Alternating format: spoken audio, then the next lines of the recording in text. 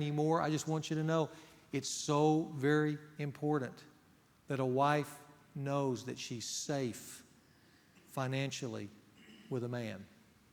And when she feels that, she admires and trusts him and gives him that admiration which he desperately wants for his life. When he doesn't do it, he can sense it in her face, and it hurts him. I'm not living up to your expectation. 11, a servant leader deals with distractions so he can talk with his wife and family. He can have real interaction, which means, and guys, this is the big challenge, it means you need to initiate some TV-free evenings.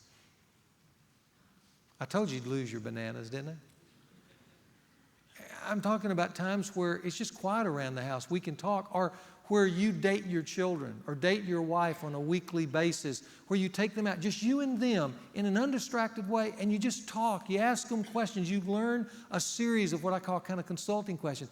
Tell me how you're doing. Tell me what's going on in your life. Tell me what you're feeling. How are you doing with your friends? Tell me what's going on at school. It's kind of an interview, but you're getting into their life and you're allowing them to get into yours. A servant leader is a person who wants to stay in touch. But to stay in touch, he's got to initiate. He's got to actually take action in this frenzied world to get the distractions out so he can hear what's really going on. 12, a servant leader prays with his wife on a regular basis. And guys, you might just write down, for most men, this is absolutely intimidating. So if you feel like, gosh, that's hard for me, you're not the only guy. About 99% of the guys in the room feel intimidated in praying with their wife. The thing I encourage guys to do is, first of all, just have a prayer life of your own. Sometimes you just need to pray out loud and hear yourself praying.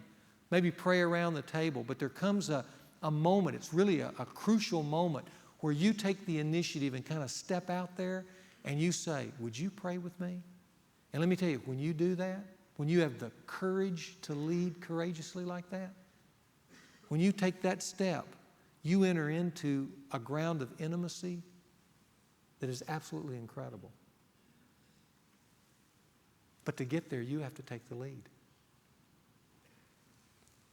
Number 13, a servant leader initiates meaningful family traditions. Besides special holiday traditions, probably the most meaningful traditions we've done in our home is the traditions that we've set up and the ceremonies around them to initiate and call our sons and daughters into manhood and womanhood. And those are traditions and ceremonies I'm going to be sharing with you over the next 3 weeks, so I'll not go into them now, but I just want you to know those are some of the most exciting moments in raising a son and raising a daughter, is to have these moments along the way where you help them craft their manhood and womanhood. Those are the greatest traditions we've created in our home, and I can't wait to tell you about them in the weeks to come. Number 14, a servant leader initiates what I call fun outings for his family on a regular basis. Part of your job is to keep laughter in the home. I hope you're a guy who has fun with your family. And it's whether it's games you play, whatever it might be, it's so important to keep that in the home. I know when my kids were a little younger, one of the things that we did on a fairly regular basis was go bowling. And my son, even now, he'll bring that up. When are we going to go bowling again? Because bowling to him was all of us being together, out of the home, playing together as a whole family, where mom could participate, the girls could participate, we'd compete, we'd form teams. He loved that, and they loved that. And we still have stories about those kind of things. But it's important to do that, to keep fun in the home. It's also important, to create these great memory adventures of fun. When my mom died a number of years ago, she left a little small inheritance to us as a family. And I remember when I first got that, one of my first thoughts was that, we could maybe pay off some bills or buy a new car. At least that's what I was thinking about initially, something real practical like that. But what I did is I got the whole family in there and said, we've got this from Mom. This is what she left us. What would you all like to do with it? And we talked about that. And eventually we settled on taking all that money and just taking the kids to Europe. They'd never been to Europe. And just spending it all on 2 weeks of fun. And I can remember standing in Paris with my son, watching the Tour de France, the last part of that race. And just thinking, we're making memories for a lifetime. And it's still one of the things they remember. They talk about walking through the Louvre and, going through Switzerland and climbing mountains and taking that train ride through the Alps and all that. And I'm so grateful to my mom for having provided that. But it was a fun outing that made a mountainous memory for a lifetime. That's part of what our job is as servant leaders. Number 15, a servant leader takes the time to give his children practical instructions about life, which in turn give them confidence with their peers. Guys, listen to me. Don't let your child guess at life. Don't make them guess. It makes them feel foolish. You need to teach them basic things, and sometimes we forget that they don't just naturally pick up the basic things. You need to teach your son how to tie a tie so it looks good. So when he's at school, it's not hanging off his neck and guys are making fun of him. You need to teach him how to dribble the basketball. You need to teach them how to fill out a checkbook. You need to teach them how to change their oil and inflate their tires. You need to teach them how to write nice thank you notes to people who do things to them. You need to teach them how to give a handshake so it feels firm. Those are just basic things. How to make up the bed where it really looks good. How to care for an animal if they have a pet. How to interact with a woman, how to call them, what to do when they're on a date. Those are kind of just simple things, but you know what it does? It takes the clumsiness out of life and it inspires confidence rather than anger and frustration. And that's part of being a dad. It's part of being a servant leader. Number 16, a servant leader manages the schedule of the home and anticipates any pressure points. And by the way, in the frenzied pace of the 21st century, that in itself is an unbelievable challenge. Number 17, a servant leader keeps his family financially sound and out of harmful debt. Do you know the number one cause of marital difficulties is finances? It's one of the primary causes of family breakups is around finances. So this is a big, big issue. And I remember when I was first married, and I didn't have a clue about how to be married. But I do remember an older gentleman in the church that I was attending at the time, who I respected, knowing I was going to get married, came up to me one day and said, "Hey, I got a piece of advice for you when you get married." I said, "Great. What is it?" He said, "Stay out of debt." And I held on to that all the way through my early years, especially when I was in seminary, when we had very, very little to draw off on. One of the things that we committed to, that we were not going to go into debt. And that has blessed our marriage. Now, I know there's places for appropriate debt. I'm talking about harmful debt. And for you young guys who want it all by the time you're 25, you're going to have it all and more, but you're not going to like it. Okay? So I just want to encourage you as a servant leader, don't get into harmful debt. That means uncontrolled spending. There has to be reins on that. There has to be reasonable objectives. Over time, life will provide for you a lot of wonderful things at the appropriate time. Don't overspend to get them at the inappropriate time. That would be my encouragement to you as a servant leader. Number 18, a servant leader makes sure he and his wife have drawn up a will and arranged a well-conceived plan for their children in case of death. Do you have a will, guys? What would happen to your wife and children if you were to die today? Let's say you were pulling out of the parking lot and you were killed. What would happen to them? Do you have a plan?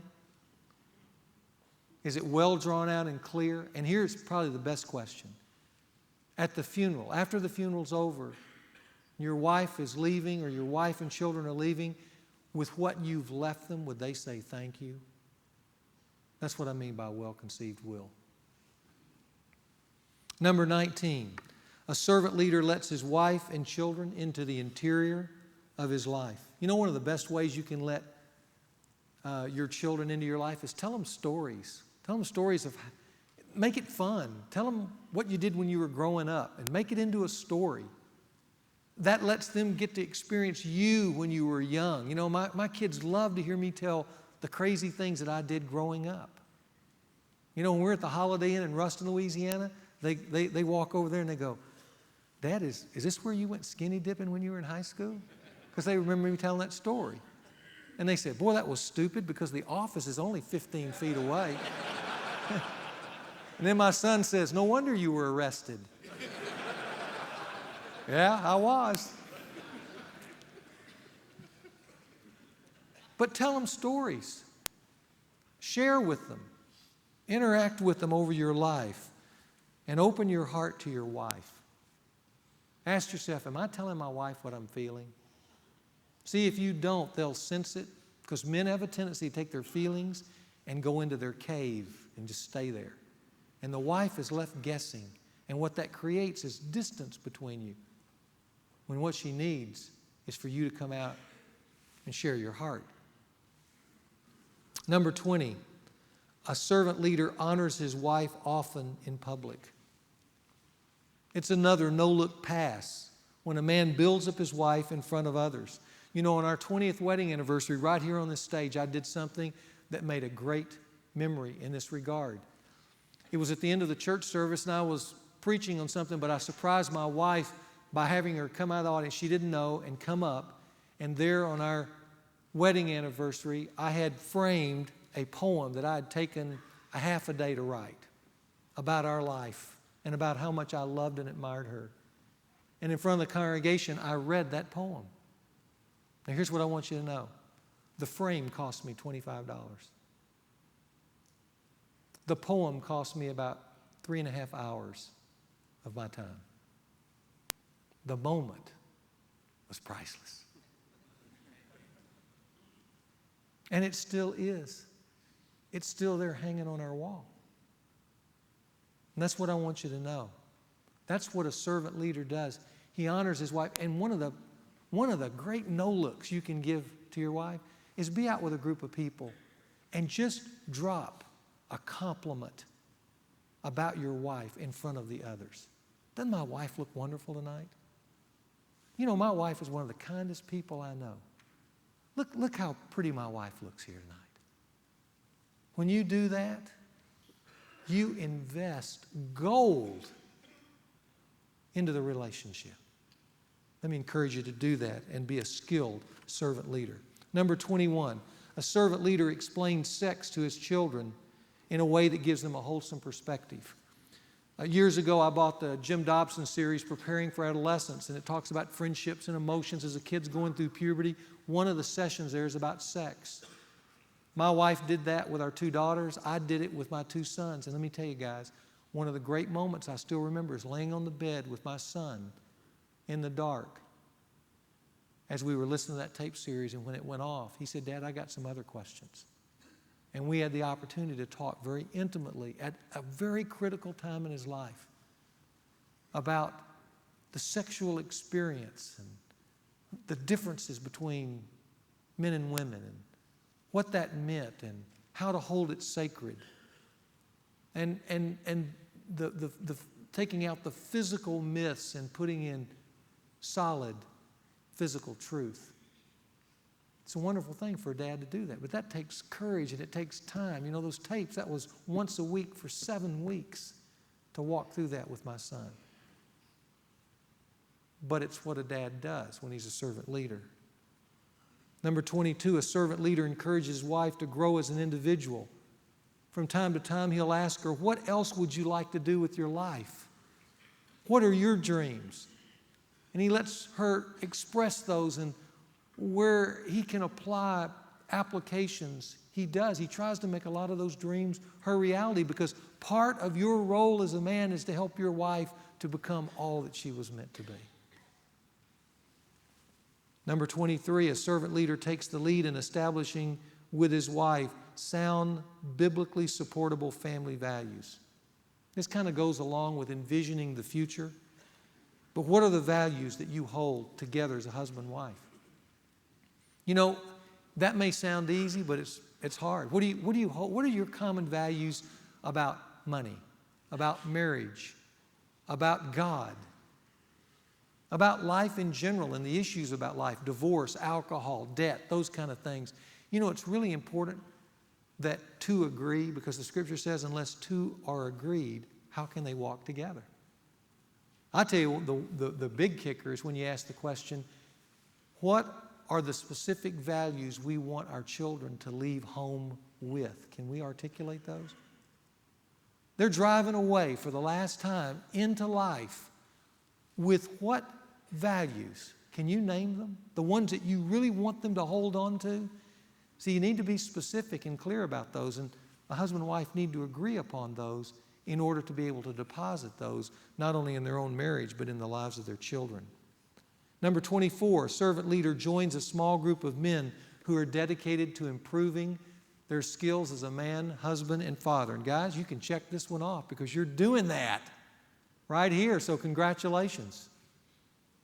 And then finally, a servant leader provides time for his wife to pursue her own personal interest. The reason I put that there last is because we all need our space. But here's a good rule of thumb. Whatever space you provide for yourself to pursue your own interest, your wife needs equal time to pursue her interest. Now, those are just 25 specific practical things to be a servant leader. There are probably more, but those are the ones. If I had you just individually and we were just sitting there and you're saying, well, tell me how to do this, that's what I would tell you. This is what it means to be a servant leader, and it's both thrilling and terrifying, isn't it, guys? And so you've taken this initial test flight, so what do I call you? 2 bags?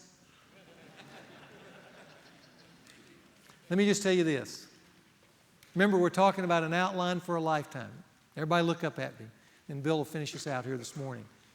If you will look at these things and consider them and apply your own life to them over the years to come, and you stay with it, I have a promise for you. One day in the mail, a patch is going to arrive for your flight suit. And you know what's going to be on that patch? These 2 words: real man.